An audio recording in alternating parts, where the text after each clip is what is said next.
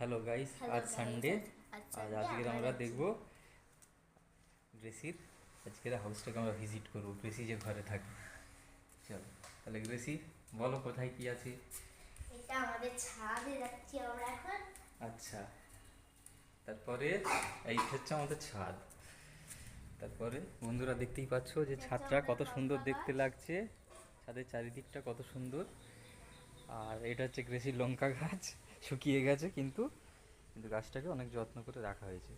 তারপরে আমরা দেখে নেবো বন্ধুরা, দেখতে পাচ্ছ তোমরা এখানে একটা শেড লাগানো আছে গাছের এই ছাদেতে, কত সুন্দর লাগছে শেডটা। এবং এখানে আমরা খেলা করি প্রত্যেক দিন এসে, আমি আর গ্রেসি। গ্রেসি দেখাও আর কোথায় কি আছে। এটা হ্যাঁ, দেখতে পাচ্ছ বন্ধুরা চারিদিকে পরিবেশটা কত সুন্দর শান্ত। আর এই হচ্ছে আমাদের মুরগি ঘর, এখানে আমাদের মুরগি পোষা হয় বাড়িতে। হ্যাঁ, তো এখানে আর ওটা আমাদের পুকুর, যেটা দেখতে পাচ্ছ তোমরা সামনে। পুকুরের চারিদিকে কি সুন্দর সুপারি গাছগুলো আছে, দেখতে খুব সুন্দর। আর সামনে দেখতে পাচ্ছ তোমরা পরিবেশটা কিন্তু খুবই সুন্দর। আর এটা হচ্ছে আমাদের আম গাছ। আর এই হ্যাঁ, আম এটা গাছ আমাদের আম অনেক গাছ। বড় বড় আম হয়। এটা গরমকালে গ্রেসি উঠে পাড়ে, এই আম গাছ থেকে আম পাড়ে। আর দেখতে পাচ্ছ এটা আমাদের ছাদ, আর চারিদিকে নারকেল গাছে ভরা।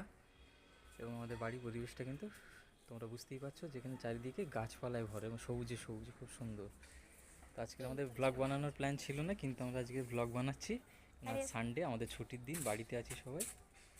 আর আর এরপরে আছে আমাদের একটা নারকেল গাছ। এই নারকেল গাছে বড় বড় ডাব হয়।